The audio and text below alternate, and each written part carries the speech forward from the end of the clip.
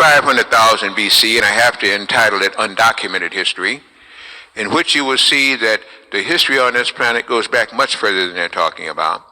But even in so, when we're now looking at least talking about presidents again, we've had 7 if you're going to include John Hanson, 6 if you're not going to include him. One was Thomas Jefferson. He was part Indian. He really knew this and never denied it too much again. And of course, his wife really, without marrying her, was Sally Hemings. And if you read about the whole story of Sally Hemings and what happened there and how, again, they were lovers on the side, if you will, that takes care of it. It could go much deeper than I do on the tapes. Another was Warren Gamil Harding. And Warren Harding, of course, also had a wife on the side called Dora Wilburn. His his mother was Elizabeth Harding. His mother was Elizabeth Madding until she married a Harding. She was already, again, a mulatto, if you want to call it. And his great-grandmother was Elizabeth Harding herself. So you had Elizabeth Madison and Elizabeth Harding. One of the books by J.E. Rogers, a person who was supposed to be unlettered, and I learned more from him than I did from most of the professors that chose to teach me black history.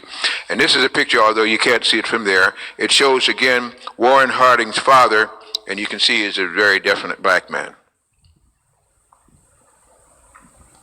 Warren Gamil Harding, of course, then was a black president. If you want to say Negro, I can't deal with that either because I don't know what a Negro is. So consequently, we just say he was a person of African ancestry, or at least a person who had melanated blood, if you would.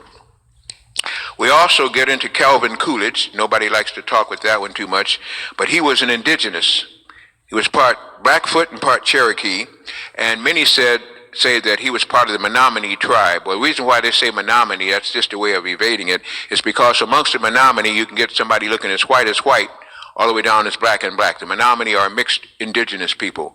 How they got that way is a long story. That's very metaphysical, but that's what you can find amongst the Menominee. You're really just saying, well, I don't know, so therefore we'll give him a title of that. And of course, their names are not Indians because Columbus thought that he went to India. So even the people, and I've taught at some of the American Indian school there for a while, it's another one of the things the Creator has had me to do, they don't even know what to call themselves. They still call themselves Indians. They were never called Indians. They were called by the tribe they were, or indigenous. And as I say again, never confuse indigenous with aboriginal. One is a curse, the other is a blessing. Don't make the curse into a blessing or a blessing into a curse. Separate the two. Calvin Coolidge, of course,